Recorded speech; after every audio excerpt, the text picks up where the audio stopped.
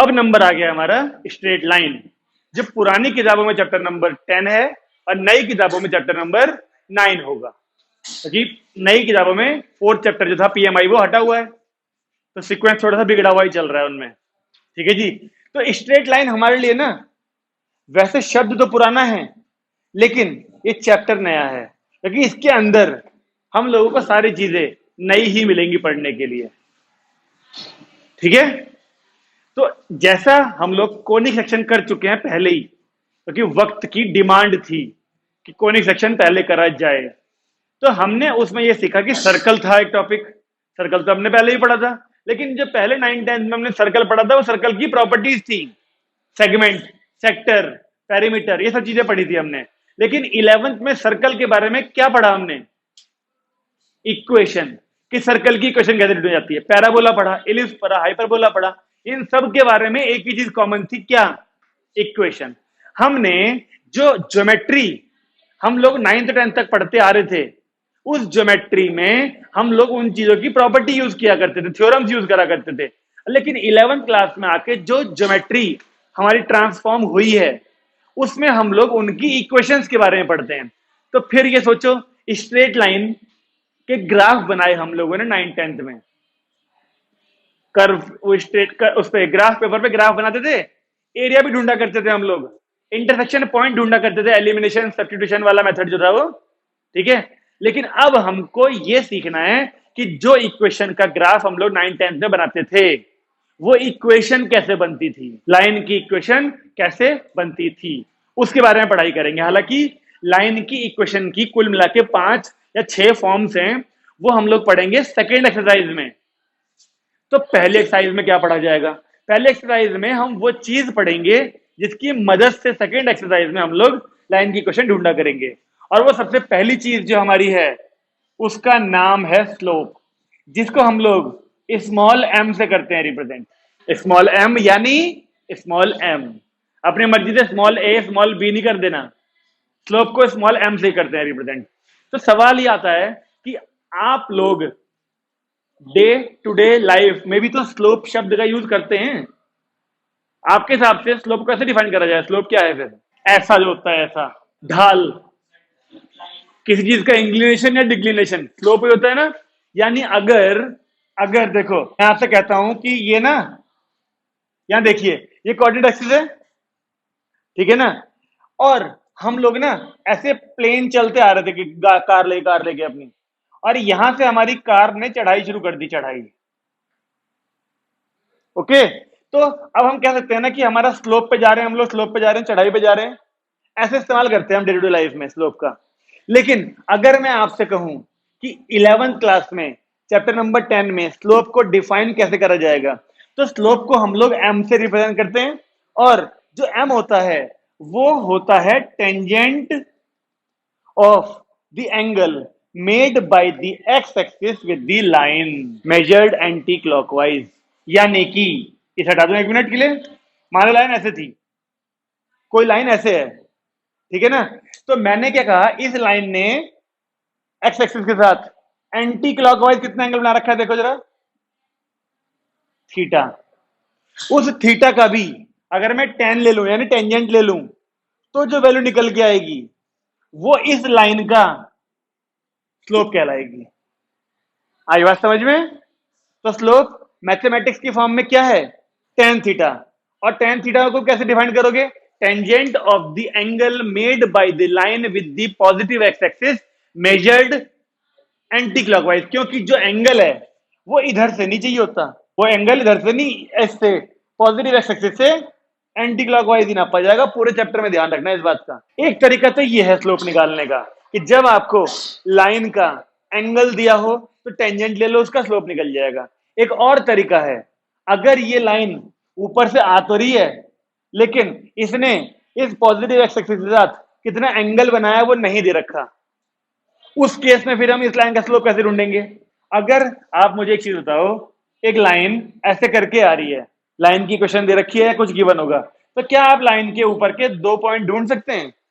कोई बड़ा काम होगा क्या ये? नहीं। लाइन के ऊपर तो इनफाइनाइट पॉइंट ढूंढ सकते हैं हम, एक्स की वैल्यू 1 2 3 4 पुट करते रहो, वाई की वैल्यू मिलती रहेगी।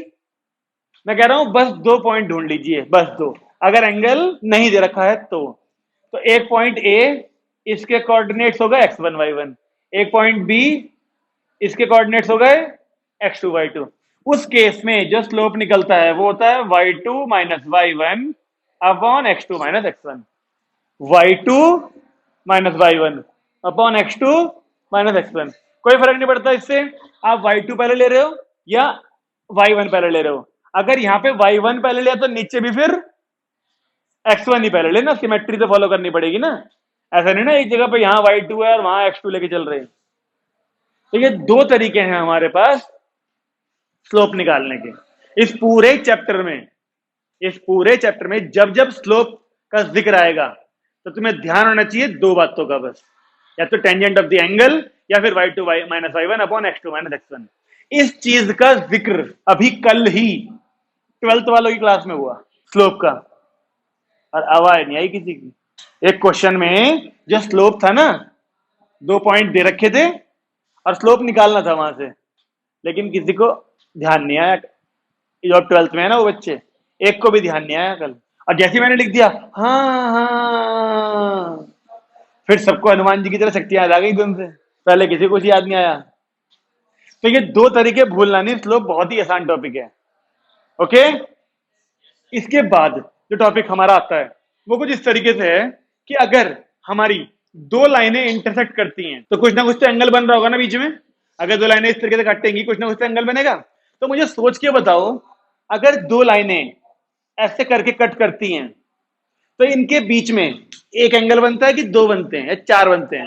2 तो इक्वली रहते हैं ना। फिर वो ये वाला एंगल अगर बना, मान लो 30 आया ये, तो ये लीनियर पेयर से आएगा 150, है ना। और ये 30 था तो वर्टिकल अपोजिट ये भी 30, और ये 150 था तो ये भी 150। तो कुल मिला के 2 तरह के एंगल आएंगे। जब क्वेश्चन आएगा ना किताब में, find the angle between 2 lines, तो एक एंगल निकाल के रुक मत जाना। एक एंगल 45 आ गया, therefore other angle is 180 minus 45, 135 भी लिख के आना, वरना आधा नंबर। एक लाइन मतलब 2 लाइनें जब कट करती हैं तो कभी एक एंगल नहीं बनता, 2 बनते हैं। ठीक है जी। हमें जो क्वेश्चन दिया है, यानी हमें जो टॉपिक आ रहा है इसके स्लोप के बाद, वो ये है कि अगर 2 लाइनें दी हैं और इन दोनों लाइनों का हमको स्लोप पता है, पहले वाली लाइन का स्लोप m1, दूसरी वाली लाइन का स्लोप m2, और इन दोनों के बीच का एंगल भी हमको मान लो गिवन है या फाइंड करना है थीटा। तो वो निकालने का तरीका जो हमको दे रखा है ना, देखो ये है tan theta is equal to, देख के बताना ये फॉर्मूला अपने जीवन में कभी देखा है तुमने, या ऐसा फॉर्मूला कभी देखा हो जीवन में? देखा है ना, tan a minus tan b upon 1 plus tan a tan b, वैसा ही है ना। तो ये है हमारा, जब भी 2 लाइनें टकराएंगी उनके बीच में एंगल निकालने का फॉर्मूला, अगर उन दोनों के स्लोप पता है तो। ओके, इससे हमारे 2 कंक्लूजन भी निकलते हैं इस फॉर्मूले से। जैसे फिजिक्स में पढ़ते हो, एक फॉर्मूला निकालने के बाद केस बनते हैं ना, if this value is very very very very very small then 1, ऐसा कुछ केस बनते हैं उसमें। यहां पर भी केस बनते हैं, लेकिन यहां पर वेरी वेरी वेरी स्मॉल वाला केस नहीं बनता। जब भी एंगल का जिक्र आता है तो केस बनता है कि अगर दोनों लाइनें 90 पर टकरा रही हैं तो क्या होगा, दोनों लाइनें पैरेलल हैं तो क्या होगा। ठीक है ना। चलिए, पहला केस बनता है हमारा, अगर दोनों लाइनें 90 पे टकराई तो थीटा कितना होना चाहिए? आवाज नहीं आई, आवाज नहीं आई। 90, और थीटा 90 हो गया तो tan 90 इनफाइनाइट यानी नॉट डिफाइंड, और इधर नॉट डिफाइंड तो क्रॉस मल्टीप्लाई तो करने से रहे, लेकिन इनफाइनाइट की तो इंटू इसमें करोगे m1 is equal to m2। एक नौसिखिया बच्चा यही बात बोलेगा। तो फिर से सोच जरा, नॉट डिफाइंड यानी इनफाइनाइट की इंटू, जब तो इसमें करेगा तो क्या आएगा? 0। इतनी बड़ी वैल्यू की इनफाइनाइट यानी बहुत बड़ी वैल्यू की इंटू, तो इस तुच्छ सी वैल्यू में करेगा तो 0 आएगा क्या? इनफाइनाइट ही आएगा, और उस यहां पे आएगा इनफाइनाइट। तो m2 minus m1 equal to infinite है, तो कहते m1 इक्वल टू m2 बोलेगा। फिर अब आया ना लाइन पे, अभी कैसा आ गया था m1 इक्वल टू m2? गलती से आ गया था। अब जैसे ही बोला ना मैंने, कोई भी नौसिखिया ऐसे ही बोलेगा, तभी को हल्ट हुआ, इनने कहा अब तो दिमाग चलाना ही पड़ेगा। पहली बारी में तुझे वो बात बोलनी थी। इनफाइनाइट जब भी किसी इक्वेशन के अंदर आएगा आपको उस इक्वेशन को उल्टा करना पड़ेगा, क्योंकि हम जानते हैं something upon infinite is always zero. ये कॉन्सेप्ट यूज करना ही पड़ेगा जब जब इनफाइनाइट, केवल अब नहीं, आगे भविष्य तक जब जब इनफाइनाइट। तूने तो लिमिट्स एंड डेरिवेटिव में पढ़ा होगा इनफाइनाइट, बोली क्यों नहीं कि अपॉन में लाओ इनफाइनाइट को? फिर थी नहीं लिमिट इनफाइनाइट वाली, रेसिप्रोकल नहीं करते थे वहां पर? देख अब आ गया, अब इसे भी याद आ गया। तो आगे लिमिट्स एंड डेरिवेटिव में ये कॉन्सेप्ट आएगा, ध्यान रखना। जब भी किसी इक्वेशन के अंदर आपको इनफाइनाइट मिले तो आपका प्रथम कर्तव्य ये बनता है उल्टा करो और इनफाइनाइट को अपॉन में लाओ बस, क्योंकि अपॉन में जैसे इनफाइनाइट आएगा किसी भी चीज के तो वैल्यू जीरो बन जाएगी। अब मुझे बताओ, अगर थीटा की वैल्यू 90 डालने पर ये इनफाइनाइट बनता है तो ये वाली वैल्यू अपॉन में कैसे आएगी? जब हम दोनों को उल्टा करेंगे, क्रॉस मल्टीप्लाई नहीं करना, दोनों को उल्टा करेंगे। और जब यहां पर क्या था? इनफाइनाइट। अपॉन में कुछ ना होने का मतलब वन ही होगा, उल्टा करने पर क्या बन जाएगा? वो वन अपॉन इनफाइनाइट यानी जीरो। ऐसा लिख दूं? इधर भी तो उल्टा हो गया होगा, फिर ये वाली वैल्यू ऊपर चली गई होगी और इधर है ना। अब वन अपॉन इनफाइनाइट को जीरो लिखा होगा आप लोगों ने, उस जीरो की इंटू चिराग अब करेगा इंटू जीरो की इंटू किसमें? अब इसमें आ जाएगी इधर वाले की इंटू। तो अब बता क्या आएगा फिर आंसर? जी, m1 into m2 is equal to -1। आपको ये कंक्लूजन याद रखना है, और ये तब तक याद रखना है जब तक मैथ पढ़ोगे अपने जीवन में। जब भी दो स्ट्रेट लाइन 90 पे कट करेंगी उनके स्लोप का प्रोडक्ट हमेशा -1 आएगा। इस पूरे चैप्टर में जब जब परपेंडिकुलर शब्द सुनाई दे तो तुरंत टिंग टिंग टिंग टिंग टिंग घंटियां बजनी चाहिए कि sir m1 m2 equal to -1 use होगा ही होगा वो। और जब पैरेलल होगी तो आ रहे उसको भी आ रहे। ठीक है जी, ये ध्यान रहेगी केस। हाँ तब तो आएगा ही, कुछ ना कुछ तो आएगा ही आएगा। केस 2, अगर थीटा 0 होता है तो tan 0 इज 0, और ये वाली वैल्यू इधर आके क्या हो जाएगी? 0। तो m2 minus m1 equal to 0 का मतलब m1 बराबर m2। अब जब भी इस पूरे चैप्टर में आपको ये बात सुनाई दे कि दो लाइनें पैरेलल हैं तो तुरंत आवाज आनी चाहिए कि sir m1 equal to m2। जब भी ये सुनाई दे कि सर दो लाइनें परपेंडिकुलर हैं तो तुरंत सर m1 इक्वल टू -1। ये दोनों चीजों का इस्तेमाल पूरे चैप्टर में भरपूर मिलेगा तुम्हें। इसीलिए एनसीईआरटी में पहली एक्सरसाइज में केवल और केवल स्लोप का जिक्र है, ताकि तुम स्लोप से रूबरू हो जाओ, थोड़ी जान पहचान कर लो, दोस्ती यारी कर लो इससे, ताकि अगली एक्सरसाइज में जब स्लोप ऐसे पंख फैला के सामने आए ना तो घबराओ ना तुम, हर क्वेश्चन में इसे ठीक तरीके से यूज कर लो। हर लाइन की इक्वेशन, जितनी भी इक्वेशन बनती है, जितनी भी फॉर्म है, उन सब में कहीं ना कहीं स्लोप मिल जाएगा। ओके, तो क्या ये दोनों चीजें ध्यान रहेंगी? ये फॉर्मूला कब इस्तेमाल होता है? ये वाला जब स्लोप निकालना हो, जब दो लाइन की इंटरसेक्शन एंगल निकालना हो, जब दो लाइन के बीच का एंगल निकालना हो और उन दोनों का स्लोप मालूम हो, तब ये फॉर्मूला यूज करना है। या फिर कुल मिला के तीन चीजें हैं, m1 m2 और थीटा। इन तीनों में से कोई भी दो मिसिंग हो सकते हैं। हो सकता है वो एक लाइन का स्लोप दे दे और थीटा दे दे, बोले सेकंड लाइन का स्लोप निकाल दो, तब भी तो यूज होता है फॉर्मूला ये। हाँ, थीटा जीरो यानी दोनों लाइनें ऐसी होंगी, देख ऐसे ऐसे करके एक के पीछे एक, तो पैरेलल हो गई ना। दो लाइनों के बीच का एंगल जीरो तभी होता है जब वो ओवरलैपिंग हो। ये ऐसे हो, देख ये 180 है ना इस टाइम एंगल दोनों के बीच में, और tan 180 भी तो जीरो ही होता है। चाहे एंगल ऐसे हो दोनों के बीच में, चाहे ये ओवरलैपिंग हो, एक के ऊपर एक हो, और एक के ऊपर एक में एंगल जीरो हो जाएगा दोनों लाइनों के बीच का, तब भी tan 0 जीरो ही होता है। और दोनों लाइनें ऐसी हो, एक इधर जा रही और एक इधर जा रही, तो दोनों के बीच में 180 होगा एंगल, तब भी वो tan 0 होगा, तब भी m1 इक्वल टू m2 ही आएगा। बोलिए, ठीक है। एक और कॉन्सेप्ट बचा है इसमें, फिर एक्सरसाइज पे आ सकते हैं, मतलब एग्जांपल पे आ सकते हैं हम लोग। ठीक है, लिखिए इसके बाद का कॉन्सेप्ट। एंगल वाला तो समझ में आ गया होगा मेरे ख्याल सबको। ठीक है, लिखिए कोलिनियरिटी। कोलिनियर की खूब सारे तरीके पढ़ रखे हैं, इंट्रोडक्शन टू 3D में पढ़ के आए थे, AB plus BC is equal to AC वाला भी, area of triangle equal to 0 वाला भी। एक और तरीका कोलिनियर वाला, लिखा हेडिंग लिख ली कोलिनियरिटी। अगर मैं आपसे कहूं कि ऐसे करके कोऑर्डिनेट एक्सिस है, नहीं भी होगी ना तब भी काम चलेगा। एक लाइन है ये रही, इस पे एक पॉइंट ये रहा, दूसरा पॉइंट ये रहा, तीसरा पॉइंट ये रहा, ये तीनों एक लाइन में हैं, है ना। तो हमें प्रूफ भी करने को बोल सकता है, या फिर कोई मिसिंग कोऑर्डिनेट हो एक्स और वाई में से, वो भी ढूंढने को कह सकता है। तो इनके तीनों के कोऑर्डिनेट्स ए के x1 y1, बी के x2 y2, सी के x3 y3 गिवन है। ठीक है, अगर वो हमसे कहता है प्रूव करिए कि ये तीनों पॉइंट्स एक ही लाइन में यानी कोलिनियर हैं, तो हम देख पा रहे हैं कि पहले का स्लोप दूसरे के इक्वल है।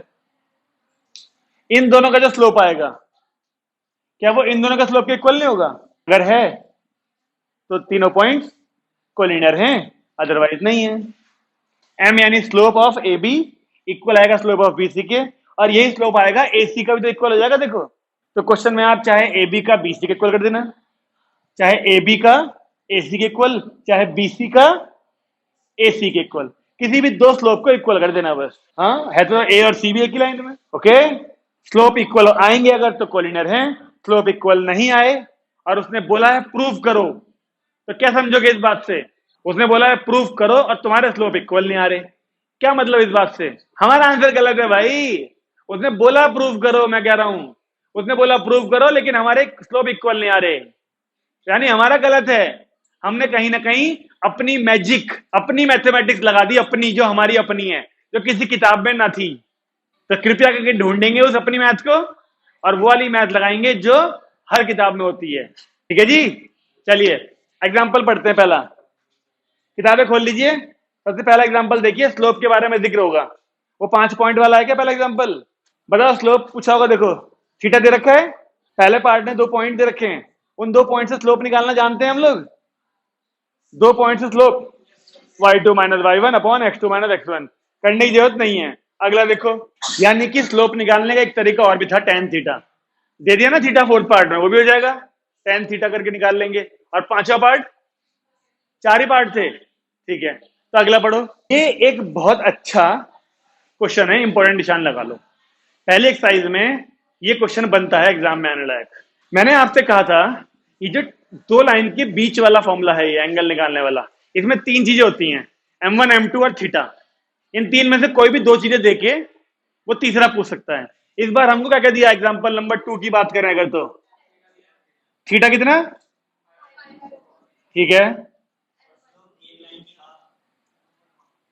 और दूसरे की नहीं पता, तो m2 की वैल्यू को m दे लेते हैं, ताकि बार बार m2 m2 m2 ना लिखना पड़े, ठीक है ना। और फॉर्मूला यूज करते हैं, देखिए 10 क्या हो जाएगा, π/4 इज इक्वल टू मोड में m2 यानी m minus m1 upon 1 plus,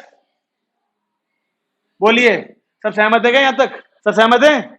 अब 10π/4 एंड 1045 यानी 1 इज इक्वल टू, इधर एलसीएम लिया ऊपर, तो 2m माइनस 1 नीचे, देखो ऐसा बनेगा नहीं बनेगा? यहां का 2 एलसीएम लेने पर यहां के 2 वाले को काट देगा, तो केवल ये बचना चाहिए। जिस किसी को समझ ना आ रहा हो कि ये कैसे आया, वो इसके बाद कृपया पहले एलसीएम ले, 1-2 स्टेप के बाद ये लाइन मिल जाएगी, ठीक है। अब देखो किस तरीके से हमको सॉल्व करना है। मैं तुमसे पहले भी ये कई बार बोल चुका हूं, जब भी मोड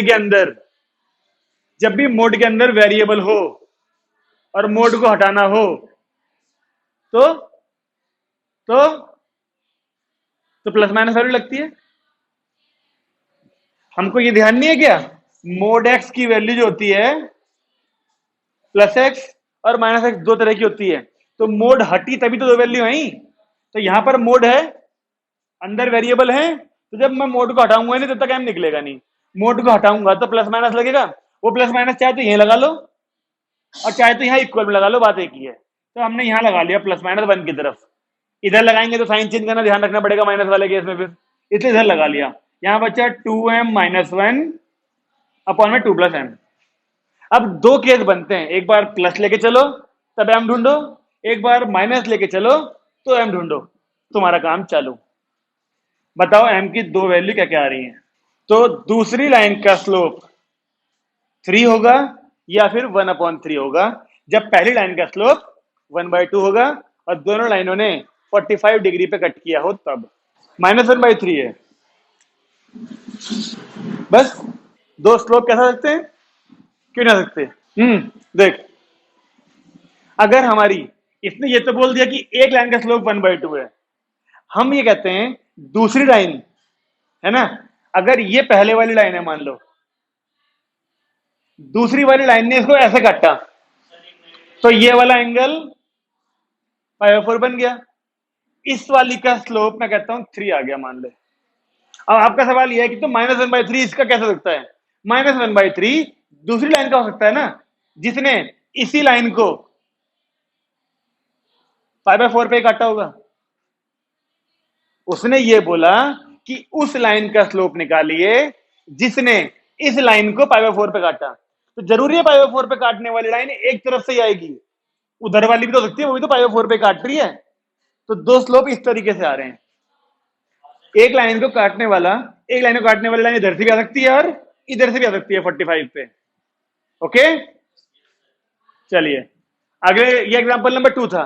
एग्जांपल नंबर 3 पढ़े। क्या सबके आ गए दोनों आंसर ये वाले, मधुर जी? ठीक है, थर्ड वाला बताइए पढ़ के कौन सा एग्जांपल है। देखो एक चीज तो सुनो, हाँ परपेंडुलर वाला, अब परपेंडुलर है तो m1 m2 = -1 का यूज होगा ही होगा। लेकिन सुनो उससे पहले, इस पूरे चैप्टर में, इस पूरे चैप्टर में तुम्हें थोड़ी सी इमेजिनेशन रखनी पड़ेगी। इमेजिनेशन इन द सेंस, जब हम क्वेश्चन को पढ़ेंगे, क्वेश्चन को पढ़ने के बाद हम एक रफ स्केच बनाने लायक होने चाहिए। अगर हम रफ स्केच बना पाएंगे तो इस चैप्टर का क्वेश्चन गलत हो नहीं सकता हमारा। जैसे ये बना के चल गया ना, पता सच्चाई क्या थी। अब इस एग्जांपल नंबर 3 में तुमसे पता है उसने क्या कहा है, मुझे तो मालूम है।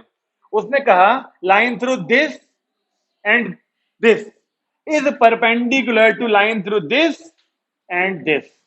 पढ़ के देखो, पढ़ तो ले क्वेश्चन पहले, तो समझा उसका मतलब तेरे क्वेश्चन का। दो पॉइंट दे रखे, इनकी लाइन ये रही, इसके परपेंडिकुलर दो पॉइंट से बनने वाली लाइन ये रही। इमेजिनेशन से रफ फिगर बन सकती है ना ऐसी। अब बताओ पहले वाले पॉइंट के कोऑर्डिनेट्स कितने हैं, इसी का दूसरा वाला ए 8, दूसरी वाली लाइन का पहला और 6,24, ठीक है।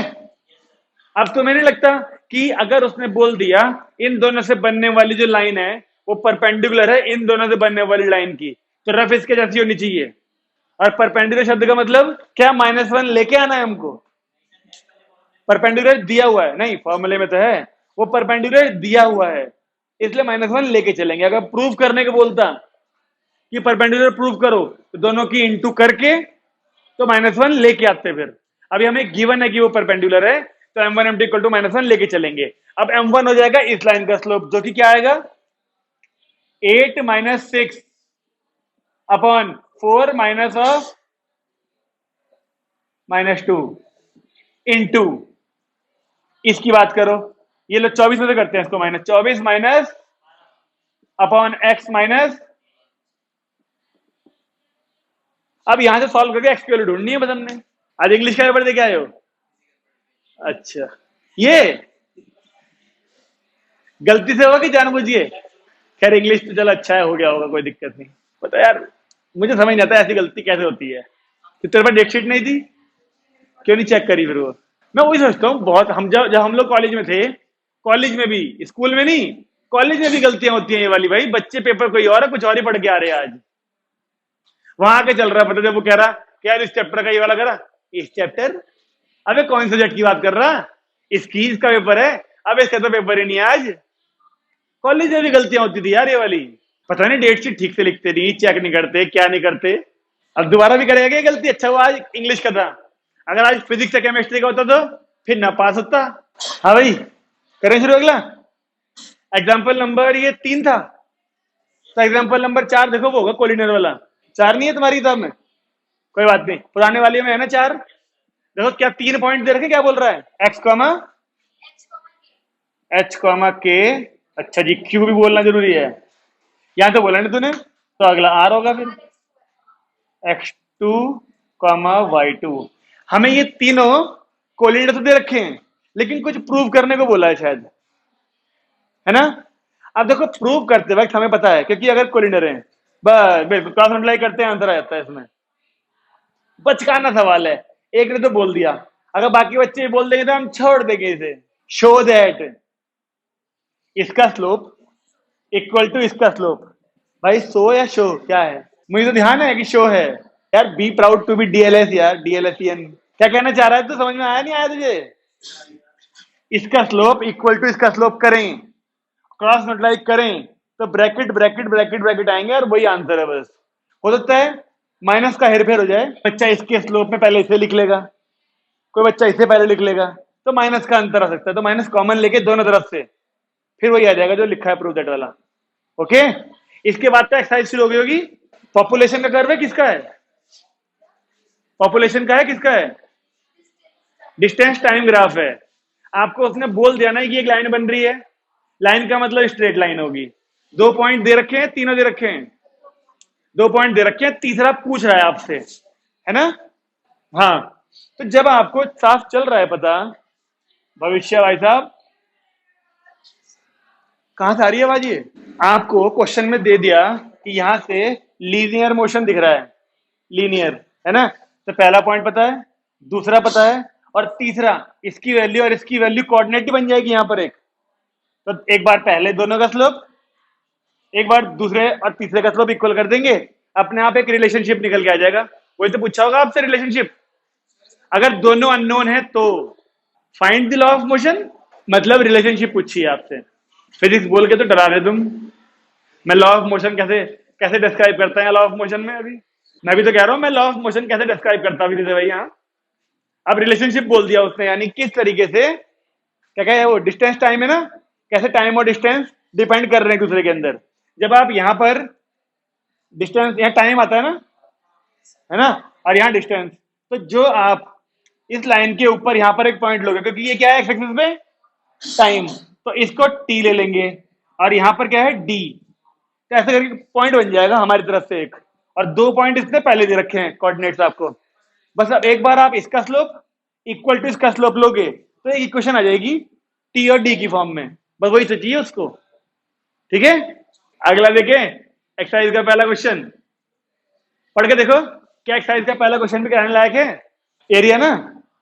एक काम करो, जहां पर ये चैप्टर शुरू हुआ है किताबों में देखो, उसका सेकंड पेज खोलो चैप्टर का। फॉर्मूले दिख रहे हैं कोऑर्डिनेट ज्योमेट्री के 10th क्लास वाले, ये आपको रिवीजन के लिए दिए हैं। इसी में एरिया ऑफ ट्रायंगल वाला लिखा फॉर्मूला है, देखो। इसी फॉर्मूले से हम लोग उस क्वाड्रिलेटरल का एरिया ढूंढ सकते हैं। कैसे ढूंढते थे क्वाड्रिलेटरल का एरिया, किसी को ध्यान है? Angle, using triangle. एक डायगोनल खींच लो बीच में, बस 4 वर्टेक्स ये रखे होंगे, कोई भी एक डायगोनल ज्वाइन कर दो, कोई भी एक बार डायगोनल, 2 ट्रायंगल नहीं बन जाएंगे? एक बार उसी फॉर्मूले का इस्तेमाल एक ट्रायंगल में, फिर दूसरे में, दोनों को जोड़ देंगे, क्वाड्रिलेटरल का एरिया आ जाएगा। ठीक है, सेकंड कर सकते हैं, फर्स्ट तो बिल्कुल सिंपल सा है। चलिए बताइए पढ़ के सेकंड कौन सा है। ये एक अच्छा क्वेश्चन है। 10th क्लास में जिस जिस बच्चे ने आर डी शर्मा टाइप की किताब करी होगी उसे ये क्वेश्चन मिला होगा कोऑर्डिनेट ज्योमेट्री में। बेस ऑफ इक्विलेटरल ट्रायंगल जो है वो वाई एक्सिस के ऊपर है, वो भी इस तरीके से कि उसका मिड पॉइंट ओरिजिन है। यानी अगर मैं आपसे कहता हूं ये बनी हमारी कोऑर्डिनेट एक्सिस, बेस ऐसे है और साइड है 2a। 2a का मतलब a ऊपर होना चाहिए, a ही नीचे होना चाहिए, क्योंकि मिड पॉइंट ओरिजिन है उस साइड का। यहां से लेके यहां तक बोल लूं 2a, mid point of the base is origin. तो बेस वाई एक्सिस पे भी तो बोला, और साइड 2a। हाँ ऐसे ही बनेगा, मजबूरी है भाई। बेस वाई एक्सिस पे बोला उसने, बेस वाई एक्सिस का मतलब ट्रायंगल है तो ऐसे बनेगा, या फिर ऐसे ही बन सकता है इधर को, भाई इधर ही बन सकता है, दोनों में से किस तरफ हो सकता है। तो ये ए उसने दे दिया, और ये हमको पता है कि ओरिजिन है। अब या तो ट्रायंगल बनेगा ऐसे करके, और या फिर बनेगा ट्रायंगल ऐसे करके, कुछ भी हो सकता है कोई केस। इसको ए ले लिया, इसको बी, अब सी या डी। ठीक है जी, अब हम क्या लिखेंगे? Triangle can be triangle A B C और triangle A B D. A B C और ए बी डी में से कोई भी रिक्वायर्ड ट्रायंगल हो सकता है। अब मुझे बताओ, इसे छोड़ दो अभी, उस तरफ सॉल्व करते हैं। पॉजिटिव होती है ना उधर वैल्यूज, ओरिजिन की उधर वैल्यू पॉजिटिव होती है फर्स्ट में। बताओ ये पूरा 2a था, तो ये a आ गया। ठीक है, ये कितनी रही होगी साइड ये वाली? तो ये भी 2a होना चाहिए, इक्विलेटरल था ना, ये भी 2a, ये a। अगर ये मिल जाए, ओ सी मिल जाए, तो ये पॉइंट मिल जाएगा हमको। और ओ सी कैसे मिलेगा? पाइथागोरस थ्योरम से। तो इस छोटे से ट्रायंगल में पाइथागोरस लगाइए और ओसी की वैल्यू बताइए, उसी के हिसाब से सी मिलेगा। और सिमिलरली ये भी मिल जाएगा नेगेटिव में बस इधर। पाइथागोरस, ओ भाई साहब, मुझे लग रहा √3a आएगा। अब लिख के भी कर ले एक बार, खांसी को तो आराम है अब है। √3a आनी चाहिए पाइथागोरस लगाने के बाद। अगर ओसी की वैल्यू √3 आ गई तो ये ओरिजिन था, तो सी के कोऑर्डिनेट्स हमारे हिसाब से क्या होने चाहिए? बोलते ही हाथ में कर लो है, √3a, 0। तो डी के क्या होने चाहिए? अच्छा जी, हमें वर्टिसेस पूछो ना, वर्टिसेस। तो इसका पता है, ए का बताओ क्या होगा? ए तो वाई एक्सिस पे है, और इसका तो आंसर क्या लिखेंगे अब आप? अगर ये ट्रायंगल हो तो वर्टिसेस क्या क्या आएंगे? 0a, √3a, 0, 0 -a। और अगर ये ट्रायंगल हो तो ये और ये आएंगे आंसर। लिखो यहां पर, ये हो तो वर्टिसेस दिख रहे हैं तेरे को, देख। और ये वाला ट्रायंगल हो तो मजदूर को लगता है आज कुछ जम नहीं रही बात, टेंशन हो रही थी। किस बात की टेंशन हो रही? अच्छा हाँ, तो टेंशन तो फिर भी ले रहा तू उसकी। अच्छा, कभी हुआ नहीं इसलिए पहली बार, अच्छा इसलिए टेंशन ज्यादा हो रही। इंग्लिश का आदत डाल लो। हाँ, 9th का मैथ का था आज। तो परोपकार अक्सर अपने नुकसान तो कराता ही है। तूने कहानी तू ही बता दे, फिर नंबर कैसे आएंगे? देखो मेरे हिसाब से, अगर तुम्हें परोपकार करना है यानी पड़ोसियों को बताना है, जनता की भलाई करनी है, तो कम से कम अपना पेपर कर लिया करो फिर बताया करो, ताकि तुम्हारी कॉपी छिन भी जाए ना अगर, तो कम से कम पास तो हो जाओ। मेरी कॉपी छिन गई थी एक बार और मैं तो फेल ही हो गया था उसमें, दोबारा देना पड़ा था पेपर फिर वो, कॉलेज में, स्कूल में नहीं कॉलेज में। और दी नहीं उसने टीचर ने कॉपी, 6 महीने बाद दोबारा दिया पेपर फिर वो। और वो अरे पेपर कौन सा था? मैथ का। मतलब मैथ ही आती थी, उसी में फेल हो गए थे। घर वाले कह रहे तुम तो भाई बिगड़ गए कॉलेज जाके, पहले सेमेस्टर में कंपार्टमेंट आ गई थी मैथ में। तो कारण था, आगे वाले को बता रहा था मैं, उसकी नहीं छीननी, मेरी छीन ली। तो इसलिए कहता हूं, परोपकार करना है तो अपना कर लो पहले। नहीं, जब मेरी कॉपी छिन गई तो मैं सबक मिल गया। ये पूरी बीटेक में मैंने सबसे कह दिया, मैं कहा मुझे जो पूछना है पूछ लो, 2.5 घंटे अपना करूंगा, आखिरी के आधे घंटे में जिसे जो पूछना है पूछ लो, अपना करता भी रहूंगा बताता भी रहूंगा, लेकिन शुरू के आधे घंटे किसी से कोई बात नहीं करूंगा। कम से कम पासिंग मार्क्स का तो कर लो भाई। कंपार्टमेंट का दुख होता है ना, दुख बहुत गंदा होता है।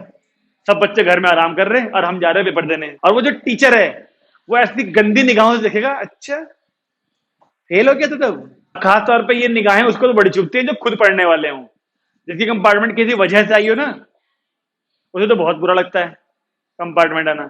जिसको आदत पड़ जाती है उसके लिए तो अलग बात है। इसलिए पहले अपना कर लिया करो फिर बताया करो कुछ भी किसी को। ये था हमारा दूसरा। लिख लिया ट्रायंगल के नाम, लिख के कोऑर्डिनेट्स। चलिए थर्ड क्वेश्चन पढ़िए, बताइए कौन सा है। अरे वाह, थर्ड क्वेश्चन तो बहुत ही बढ़िया छोटा सा कॉन्सेप्चुअल क्वेश्चन है। कौन बताएगा? एक्स वाई वाला था या पी क्यू वाला? कौन सा है वो? पी क्यू वाला ना। तो पी के कोऑर्डिनेट्स बताओ क्या है? x1, y1, क्यू के एक बार, यानी पहले पार्ट में पी क्यू किसके पैरेलल दी? दिमाग का इस्तेमाल करना, ठीक है। देखो ये बनाई मैंने कोऑर्डिनेट एक्सिस, पी क्यू है वाई एक्सिस के पैरेलल, ये रहा पी, ये रहा क्यू। तो क्या पूछा हमसे? डिस्टेंस, पी और क्यू के बीच की डिस्टेंस। अब अगर ये और ये पैरेलल है दोनों, मतलब तो क्या बात है जी भाई साहब? दोनों के स्लोप इक्वल होंगे, बिल्कुल ठीक बात है। और सोचो, हमें तो डिस्टेंस की बात चल रही है ना, अभी डिस्टेंस में स्लोप का कोई यूज नहीं कर सकते हम। और सोचो पैरेलल देने के पीछे क्या मोटिव हो सकता है? इन इन दोनों के बीच की डिस्टेंस कैसे निकलती है? दो पॉइंट के बीच की डिस्टेंस कैसे निकलती है? डिस्टेंस फॉर्मूला से। उस डिस्टेंस फॉर्मूला में कुछ फेरबदल होगा पैरेलल की वजह से। नहीं, कौन दोनों? एक्स कोऑर्डिनेट सेम होगा। अगर आप ऐसे करके कोऑर्डिनेट पे यहां एक लाइन खींच लो और मान लो यहाँ पे एक्स की वैल्यू 4 है, तो बताओ कि यहाँ पे पॉइंट क्या आएगा? 4 1। ऊपर आओगे तो 4 2, और ऊपर आओगे तो 4 3, अगर y के पैरेलल है तो। x कोऑर्डिनेट बदलता हुआ दिख रहा है क्या तुम्हें? नहीं बदल रहा ना x। तो पहले वाले केस में क्या लिखेंगे हम? x1 बराबर x2। तो डिस्टेंस फॉर्मूले से जब आप डिस्टेंस निकालोगे तो पहले x2 माइनस x1 का होल स्क्वायर आता है, वो क्या हो जाएगा? बचेगा y2 माइनस y1 का होल स्क्वायर। सही है। अब इस होल स्क्वायर से रूट कट जाएगा, तो आप डिस्टेंस क्या लिखेंगे? बताइए। सही है? सही है? कितने लोग कहते हैं सही है? कितने लोग कहते हैं यह सही है? 1 2 3, नहीं अभी नहीं, 2 3 4 5 6 7। मोस्टली सब बच्चे कह रहे सही है। सारांश कह रहा समझ नहीं आ रहा। आर्यन तूने क्या कहा? सही है। कोई कहना चाह रहा है गलत है, या कोई ऐसा कह रहा हो समझ ही नहीं आ रहा क्या पूछ रहे हो? कोई है क्विट करने वाला, या सर हम असमंजस में हैं? मुझे ये बताओ, ये डिस्टेंस थी, किसको पता कि y2 और y1 में बड़ा कौन सा होगा? किसी को पता है क्या? उसने ये नहीं कहा कि p ऊपर था या q ऊपर था। माइनस की भी आ सकती है वैल्यू माइनस करने पर, और डिस्टेंस तो माइनस हो नहीं सकती। जी मोड लगा दो। मैंने पहले भी ट्रिग्नोमेट्री में सिखाया था एक बार, रूट के अंदर स्क्वायर हटता है तो मोड लगा देना चाहिए, क्योंकि वैल्यू पॉजिटिव नेगेटिव अगर हो रही हो अलग अलग तो मोड लगा देना चाहिए। अब ये सही है बिल्कुल, क्योंकि अब चाहे y2 बड़ा हो और चाहे y1 बड़ा हो, distance will be always positive. ठीक है? ये छोटी मोटी चीजें हैं जो कहीं भी टपक जाती हैं। ठीक है? अब सिमिलर के सेकंड वाला नहीं है। सेकंड वाले में PQ parallel to y axis है, x एक्सिस है। इस बार x के पैरेलल का मतलब इस बार y1 और y2 इक्वल हो जाएंगे। छोड़ दें, पढ़ो फोर्थ क्वेश्चन। बताइए भाई, फोर्थ क्वेश्चन में क्या पूछा गया है? 9th का 10th का इक्विडिस्टेंट वाला तो नहीं है? छोड़ दो, 5वां पढ़ो। रिया मैडम कितने क्वेश्चन था किताब में? अब पुराने वाली में 14। ओके, ठंड आ गई ना। अरे भाई कोई बताएगा 5वां क्वेश्चन? लाइन लाइन ओरिजिन से पास कर रही है। मैं फिर से कह रहा हूं कि क्वेश्चन को पढ़ के ठीक तरीके से एक इमेजिनेशन बनाने की कोशिश करो। जब तक रफ फिगर दिमाग में नहीं बनेगी तब तक इसके क्वेश्चन नहीं होंगे चैप्टर के हमसे। ठीक से पढ़ो। ठीक है? तो मुझे तो समझ में आ गया, मुझे तो जो इसकी इमेज है वो दिमाग में बन गई है। तेरी भी बन गई? बता जरा। पहले तो मैंने बना दिया ओरिजिन, लाइन ओरिजिन से पास कर रही है। अब बता, यहां बता कैसे बनाऊं? तूने कहा मेरी इमेज इमेज बन रही है दिमाग में। एक पॉइंट यहां, इधर ये लाइन है ना, ये यहां पर होगा एक पॉइंट, और एक पॉइंट यहां नहीं। और सोचो इस लाइन पे, ये तो ओरिजिन है ही। यहां पर तो लिखा है उसने एक पॉइंट वाई एक्सिस पे, एक एक्सिस पे। उसने बोला एक लाइन ओरिजिन से पास कर रही है, तो एक पॉइंट ओरिजिन हो गया, और उस जगह से पास कर रही है जो कि इन दोनों पॉइंट्स का मिड पॉइंट है। तो इन दोनों पॉइंट्स को ज्वाइन करने पर जो लाइन बन रही है उसका मिड पॉइंट निकाल लेंगे हम। एक पॉइंट वो हो गया लाइन के पास करने का, और एक ओरिजिन हो गया। जो तुमने बोला उससे मेरे दिमाग में तो ये इमेज बन रही है। इसको यहां से ज्वाइन कर दूं? क्यों कर दूं? क्या करूं उससे? क्यों करूं? ये पी पॉइंट कौन सा है? ये दो वाले। अच्छा तुम इसलिए कह रहे थे कि एक्स एक्सिस पे एक वाई एक्सिस पे है, तो फिर ठीक है, इसे यहां से हटा के ना थोड़ा सा ऐसे कर दें, इसे यहां ले आते हैं और इसे यहां, तब भी तो इस पूरी का ये मिड पॉइंट होगा ही होगा। लो आप, ठीक है। तो पी पॉइंट क्या बोला? 0, अबे यार, यानी ये लाइन नीचे को आनी थी। लेकिन लेकिन मैं तब भी तो तुमसे बोल रहा हूं कि एक रफ स्केच बनाना है। रफ स्केच इस बात पर निर्भर नहीं करता कि उसके पॉइंट 0, -4 थे या 0, 4 थे। मैं तुमसे कह रहा हूं क्वेश्चन को पढ़ के समझने की कोशिश करो। एक लाइन जो ओरिजिन से पास कर रही है, तो एक पॉइंट तो मिल गया लाइन के, यहां से जा रहा है वो। एक और पॉइंट दिया उस लाइन के ऊपर, और वो पॉइंट किन्हीं दो पॉइंट के मिड पॉइंट से मिल रहा था। तो मैं किन्हीं दो पॉइंट को, ये वाले दो पॉइंट इसलिए बना ही नहीं रहा था। तुमने मुझे पहले पॉइंट के कोऑर्डिनेट थोड़ी बोले थे, तुमने मुझे बस दो पॉइंट बोले थे, इसलिए मैंने वो ये दो पॉइंट ये वाले लिए थे, और इन दोनों के मिड पॉइंट से पास कर रही है और ओरिजिन से पास कर रही है। तो तुमने एक बोला P पॉइंट 0 कामा -4 और Q क्या था? इन दोनों के मिड पॉइंट से पास कर रही है और ओरिजिन से पास कर रही है, हैं? क्योंकि जगह B है और ये P है। अजीब ही नाम है फिर तो। ठीक है ना, ये ओरिजिन हो गया और इसको A मान लेते हैं। फिर हमसे पूछा क्या था? तो इन दोनों का मिड पॉइंट पूछा है, वो तो तुम निकाल लोगे x1 plus x2/2 y1 plus y2/2। पहले इन दोनों से मिड पॉइंट से आपको A मिलेगा और फिर A और O दो पॉइंट मिल गए ना, इन दोनों पॉइंट से स्लोप मिल जाएगा y2 minus y1 upon x2 minus x1। बस आंसर। ये फिगर बननी चाहिए, आंसर दो दो लाइन के होंगे। मैं फिर कह रहा हूं, इस पूरे चैप्टर में इमेज, एक रफ इमेज का बहुत बड़ा रोल है। क्वेश्चन को पढ़ के अगर आप इमेज बना पा रहे हो तो आप क्वेश्चन गलत नहीं करोगे इस चैप्टर का। अब क्वेश्चन नहीं आ रहा तो बता मैं क्या करूं, हिंदी में समझा दूं? कहाँ के हो तुम लोग? होम टाउन कहाँ है? गढ़वाल। तो गढ़वाली में तो नहीं समझा सकता मैं तुझे। उसने हमसे कहा साफ साफ शब्दों में कि उस लाइन का स्लोप निकालिए जो ओरिजिन से जा रही है और एक ऐसे पॉइंट से जा रही है जो कि किन्हीं दो पॉइंट का, आई बात समझ में?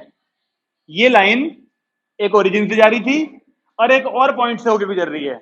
जो एक और पॉइंट है ना, वो किन्हीं दो लाइनों से बनने वाली जो पॉइंट है, ये किन्हीं दो पॉइंट से बनने वाली जो लाइन है उसका मिड पॉइंट भी है। वो चीजों को जोड़ने की कोशिश करना, जोड़ने की। हाँ भाई तू बोल पहले।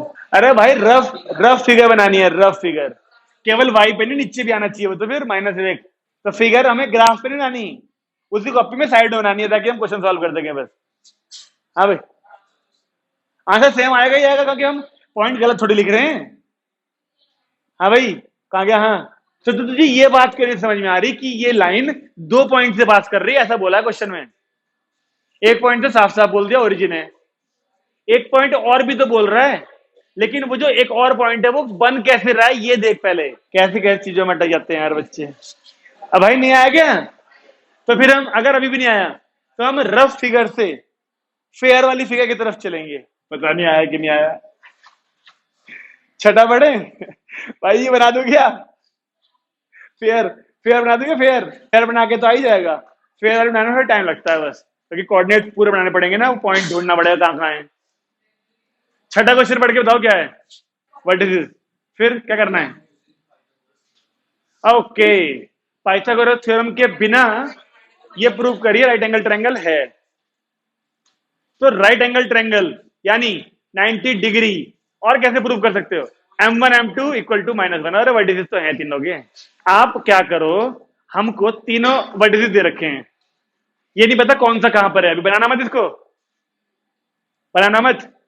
क्योंकि आपने बना चला ऐसे करके बनाया, आपने इसका स्लोप निकाला इन दो पॉइंट से और इसका निकाले नीचे वाले का, पता चला दोनों की इंटू करके -1 आ ही नहीं रहा। क्योंकि हमें थोड़ी पता है कौन सा वाला कहां पर है, इसलिए बनाना मत। बस तीन पॉइंट है आपके पास, कोई ए बी और सी। एक बार आप इन दोनों का स्लोप निकाल लेना, एक बार इन दोनों का स्लोप निकाल लेना और एक बार इन दोनों का। किसी भी दो स्लोप की इंटू करके -1 अगर आ गया तो राइट एंगल ट्रायंगल है कि कहीं ना कहीं तो 90 बन ही रहा होगा। फिर बात समझ में आई? तो इसलिए फिगर मत बनाना, क्योंकि हमें नहीं पता इन्हीं दोनों से 90 आएगा क्या आएगा। इसके और इसके बीच का 90 आ गया तो फिर फिगर खराब हो जाएगी वो। सही है? कारण चल रहा है पता मैं क्यों मना कर रहा हूं फिगर बनाने के लिए? क्योंकि हमें नहीं पता अभी किन के स्लोप का प्रोडक्ट -1 आएगा। अगर वो बोल देता कि प्रूव करो ए बी और बी सी परपेंडिकुलर हैं, तब तो हम ए बी ऐसे और बी सी ऐसे बना लेते। हमें पता ही नहीं अभी परपेंडिकुलर कौन कौन सी दो साइड है उसमें। जब अभिषेक नहीं आ रहा समझ में, इसलिए आप फिगर मत बनाना, केवल तीनों का स्लोप निकाल लेना। किन्हीं भी दो की स्लोप की इंटू करके -1 आएगा। ओके चलिए 7 देखें। स्लोप निकालना है उस लाइन का जो लाइन वाई एक्सिस से एंटी क्लॉकवाइज 30 डिग्री एंगल बना रही है। सोचो, मैंने कहा ना, हाँ ऐसे ऐसे, तो पहले ऐसे बना लें ये। अब बताओ, वाई एक्सिस से 30 डिग्री ऐसे एंटी क्लॉकवाइज। अगर वो बोलता क्लॉकवाइज तो वाई एक्सिस से इधर को 30 होता। फिर बात समझ? तो पॉजिटिव डायरेक्शन वाई एक्सिस की यही तो है, इससे 30 डिग्री एंटी क्लॉकवाइज यानी इधर को। तो पॉजिटिव वाई एक्सिस तो बोल लिखा है, पॉजिटिव वाई एक्सिस यही होती है, इससे एंटी क्लॉकवाइज 30 डिग्री इधर ही तो होगा। यानी लाइन कैसी है, ऐसे करके, और ये वाला एंगल कितना दिया है हमको, 30। जबकि अगर मुझे इस लाइन का स्लोप निकालना है तो m इज इक्वल टू, होता तो tan थीटा है, लेकिन वो थीटा हमारा यहां तक का होना चाहिए, एक्स तक का। तो वो तो आपको दिख ही रहा है, थीटा 90 तो ये हो गया हमारी तरफ से, और 30 उसने जोड़ दिया, तो थीटा आ गया 120 डिग्री, है ना। तब tan 120 की वैल्यू आप लोग भली भांति जानते हैं निकालना। ओके, ये था हमारा 7th। एक एक क्वेश्चन कर रहे हैं हम, एक एक क्वेश्चन, ताकि तुम्हें होमवर्क में ज्यादा टेंशन ना हो, ना भी हो, जरूरत पड़ने पर जब तुम्हारा एग्जाम खत्म होंगे तुम लोग वीडियो खोल के देख सकते हो, डाउट हो गए तो। 8वां पढ़ के कौन बताएगा, टाइम है। फाइंड द वैल्यू, आगे कोऑर्डिनेट मत बताया करो, मुद्दे पे आओ। कोलिनियर, तो कोलिनियर तो हमें पता है, ए बी का स्लोप बीसी के स्लोप के इक्वल कर देंगे, बस आ जाएगी अच्छी वाली निकल के। आसान है ना। 9th आपके मैडम कोलिनियर वाले नहीं है क्वेश्चन, यानी 8वां नहीं होगा। 9th पढ़ के बताओ भाई, है कि नहीं। तो ये तो एग्जाम्पल में भी किया था हमने पैरेललोग्राम के वर्टिसेस वाला, बिना डिस्टेंस फॉर्मूला के। हाँ अब ठीक है भाई, ठीक है। लो, ये बनाया हमने प्रियंका मैडम, ये बनाया हमने एक पैरेललोग्राम, और इसको बिना डिस्टेंस फॉर्मूला के, क्योंकि अभी तक हम इनका मिड पॉइंट निकाल के करते थे, अब बिना डिस्टेंस फॉर्मूला के पैरेललोग्राम प्रूव करिए थे। बता, चल नाम लिख देता हूं ताकि ये इन दोनों उन दोनों ना करना पड़े तुझे। अब बता, ए डी सी ये वाला एंगल और ये एंगल इक्वल होने चाहिए पैरेललोग्राम के लिए, और तो कैसे करेंगे इस बात का इस्तेमाल, इसका स्लोप निकालें, इसका स्लोप निकालें, और फिर वो एंगल वाला फॉर्मूला लगाएं। और सोचो, ज्यादा बड़ा हो गया यार। इसका स्लोप निकाल लो, दो लाइन, दो पॉइंट का, इसका स्लोप निकाल लो, इक्वल आएगा वो, तो दोनों लाइनें पैरेलल हो गई। मिड पॉइंट यानी distance formula, distance formula, section formula कुछ नहीं यूज करना, स्लोप यूज करना है। अरे मैडम, इसका स्लोप इक्वल टू इसका स्लोप पैरेलल में हो जाएगा ना, जाएगा यूज। ऐसे ही इसका स्लोप इक्वल होना चाहिए इसके स्लोप के, हो जाएगा इससे। हम लोग अभी तक डिस्टेंस फॉर्मूला का यूज करते थे, लेकिन अब स्लोप की हेल्प से तो पैरेलल शब्द यूज हो सकता है, बस पैरेलल काफी है पैरेललोग्राम के लिए। ऊपर वाली दोनों, ये अपोजिट, इनका स्लोप इक्वल आ जाएगा और इन दोनों का स्लोप इक्वल आ जाएगा बस, ठीक है। 9th था ये। 10th बताओ, इमेजिन करो फिगर कैसी होगी, एक्स एक्सिस और ऐसे करके, ये तो बोला उसने, एक्स एक्सिस और जो दो पॉइंट दे रखे हैं उनसे एक लाइन बन रही है, एक ये रहा, एक ये रहा, इन दोनों के बीच का एंगल निकालना है। कैसे निकालेंगे भाई, tan थीटा है, थीटा कहां पता है हमें, वही तो निकालना है ना। जो दो, अरे जो दो तरीके हैं हमारे पास स्लोप के, वो दोनों लगेंगे। इन दोनों का, अब भाई साहब, इन दोनों का स्लोप निकाल ले, y2 minus y1 upon x2 minus x1 से, और उसे इक्वल कर देंगे किसके, tan थीटा के, तो थीटा वहां से निकल जाएगा ना। बस बस, फिर नहीं, बस थीटा ही पूछा है, फिर ज्यादा पढ़ाई हो गई क्या। चलो हाँ, टाइम भी हो गया। 10 क्वेश्चन कर लिए, 11 कर लिए, 10 कर लिया हमने। हमने 10th चैप्टर यानी 10.1 एक्सरसाइज के आज 10 क्वेश्चन करे और एग्जाम्पल करें। आगे आने वाली क्लास में, यानी अगली क्लास में जो छुट्टी करेगा वो इस चैप्टर को खो बैठेगा। अगली क्लास बहुत इंपॉर्टेंट होने वाली है, क्योंकि अगली क्लास में हम उन लाइंस की फॉर्म पढ़ने वाले हैं जिससे लाइन की इक्वेशन बनती हैं। इसलिए कोई छुट्टी ना करे, और छुट्टी करे तो फिर ऑनलाइन क्लास के भरोसे रहे, लेकिन वो क्लास बहुत इंपॉर्टेंट होगी। ओके, शिफ्ट वाले कह रहे थे देखेंगे, चलो क्या करते हैं। चलिए बंद करते हैं इसे पहले।